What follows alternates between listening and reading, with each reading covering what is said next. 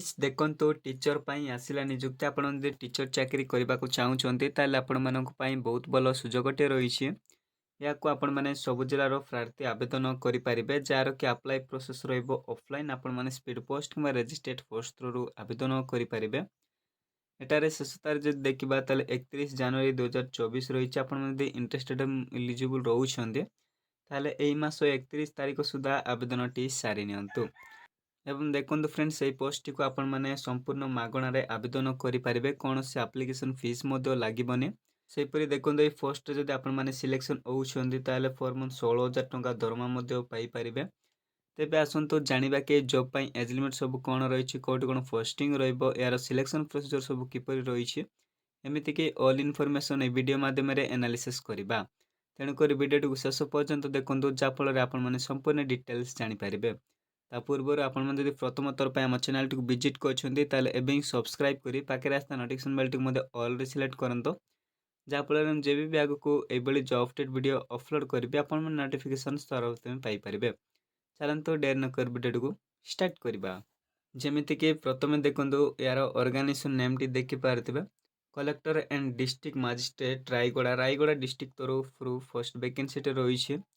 सेपरी देखो you can apply को क्यों मैंने आवेदन करेंगे ऑल ओडिशा कैंडिडेट एवं जेंडरटा देखो बोथ मेल एंड फीमेल रही है उभय पुरुष कि महिला ताले फर्स्ट को आवेदन करेंगे। फर्स्ट नेम जब देखा गेस्ट टीचर फर्स्ट वैकेंसी रोचे एवं टोटाल वैकेंसी देखा 22 गोटी टोटाल नंबर वैकेंसी रही। सेपरी नेक्स्ट देखो यार इंपोर्टाट डेट सब कौन रही जमीक अप्लाई प्रोसेस ऑफलाइन रही स्पीड पोस्ट कि रजिस्ट्रेट पोस्ट थ्रू आवेदन करेंगे। अप्लाई स्टार्ट डेट जब देखा 16 जनवरी ठार यह स्टार्ट हो जाए। देखो यार लास्ट डेट रोचे 31 जनवरी 2024 रोचे। आपड़ी इंटरेस्टेड और एलिजिबल रोचे यही मास शेष तारीख सुधा आवेदन टी सारी नियंतु। एवं आप्लिकेसन फी जब देखा नो फीस रही पूर्वर आपण जन सारी।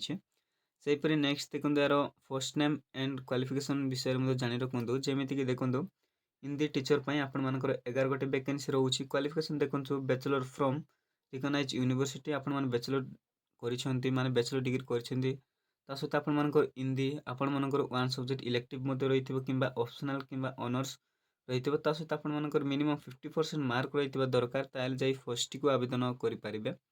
सेपरी टू रे देखो आपण मानकर संस्कृत 8 गोटे वैकेंसी रोचे। क्वालिफिकेशन देखो